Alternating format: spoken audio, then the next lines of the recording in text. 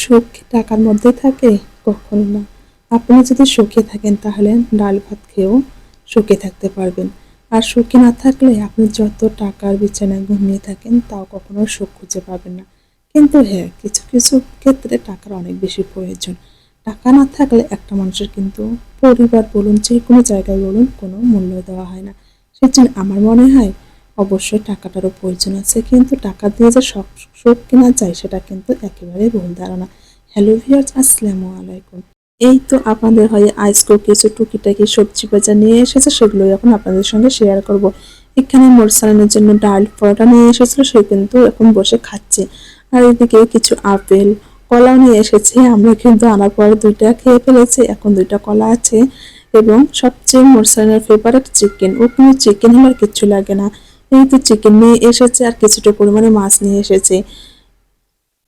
এখন আমি মাছ এবং চিকেন সুন্দর করে কেটে ধুয়ে তারপর কিন্তু ফ্রিজে রেখে দেবো। আমি যে কাজটা সবসময় করি, যত রাতের বেলায় আনুক না কেন আমি কিন্তু সম্পূর্ণ সুন্দর করে একেবারে ক্লিন করে ফ্রিজে রেখে দিই। কেননা আমি যে এভাবে রেখে দেবো এটা কিন্তু আমার কাছে একেবারে ভালো লাগে না।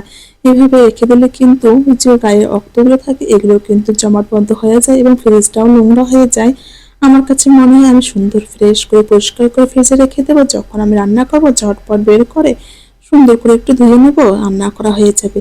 কিন্তু যখন আমি এভাবে রেখে দেবো তখন কিন্তু রান্না করার সময় কিন্তু অনেক বেশি ঝামেলা হয়ে যায়, তাই না? আর এত বড় বড় সিম নিয়ে এসেছে, সিম তো দেখে আমি পুরোই অবাক, কেন না এত বড় বড় সিম হয়? আমি তো কখনো জানতাম না। এগুলো নিয়ে কিন্তু একটু আমরা হাসাহাসি করছিলাম যে এত বড় বড় সিম আমি কিভাবে রান্না করব।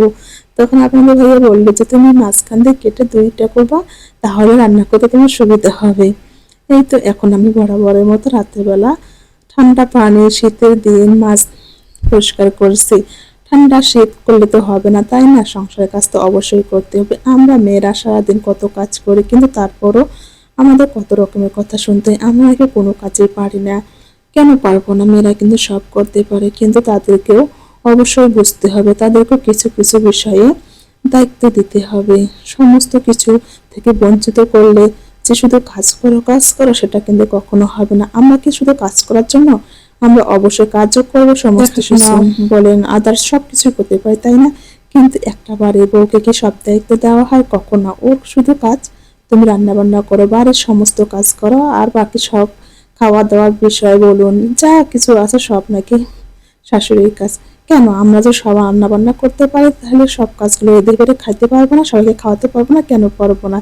এসব কারণের জন্য কিন্তু অনেক সংসারে অনেক বেশি অশান্তি হয়ে থাকে। তাহলে আমার মনে হয়, আমার ছোট্ট জ্ঞানে যেটা বলি আমি, যে একটা মেয়ে যখন শ্বশুরবাড়ি আসে সে কিন্তু কোনো রকমের শিক্ষা বা যাই বলুন না কেন ঝগড়াঝাটি কোনো কিছু শিক্ষা নিয়ে আসে না। একটা নতুন পরিবেশে নতুন মানুষজন সবাইকে মানিয়ে গুছিয়ে নিতে কিন্তু অনেকটাই সময় লাগে। এজন্য আমার মনে হয় তাকে একটু সময় দেওয়া প্রয়োজন, এবং আপনি যেরকমই করবেন ঠিক মেয়েটা কিন্তু সেরকমই শিখবে। আপনি যদি সমস্ত কিছু দিয়ে ওকে ভালোবাসেন অবশ্যই আপনি ভালোবাসা পাবেন, তাই না? আর আপনি যদি সমস্ত কিছু থেকে বঞ্চিত করেন, শুধু কাজ করো কাজ করো, তাহলে তার কাছ থেকে ভালো কিছু পাওয়ার আশা কখনোই করা যায় না। এই তো আমার সবজি বাজার সমস্ত কিছু গুছিয়ে নেওয়া হয়ে গেছে। আমি কিন্তু মাছ এবং চিকেন সুন্দর করে কেটে ধুয়ে ফ্রিজে রেখে দিয়েছি। এটা হচ্ছে সকালবেলা। সকালবেলা এখন রান্নাবান্না করতে হবে। এখন আমি মসুর ডাল চচ্চড়ি করবো। এই ডাল চচ্চড়িটা কিন্তু আপনাদের ভাইয়া খেতে অনেক বেশি পছন্দ করে, তার সঙ্গে কিন্তু একটু সুন্দর করে আলু ভর্তা করব। এগুলো হচ্ছে আমাদের বাড়িতে নিয়ে আসা হয়েছে, আমার শ্বশুর কিন্তু নিয়ে এসেছে।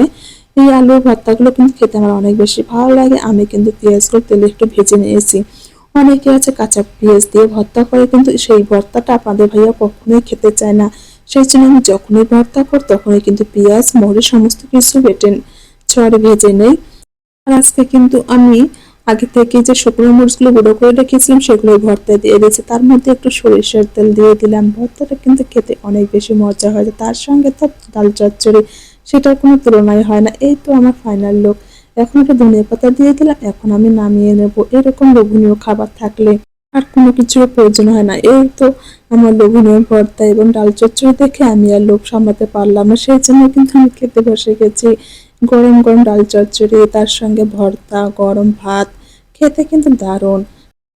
কেমন হয়েছে অবশ্যই কমেন্টে জানিয়ে দেবেন। সবাই ভালো থাকবেন, সুস্থ থাকবেন। আল্লাহর কাছে এই কামনা করি। আল্লাহ হাফেজ।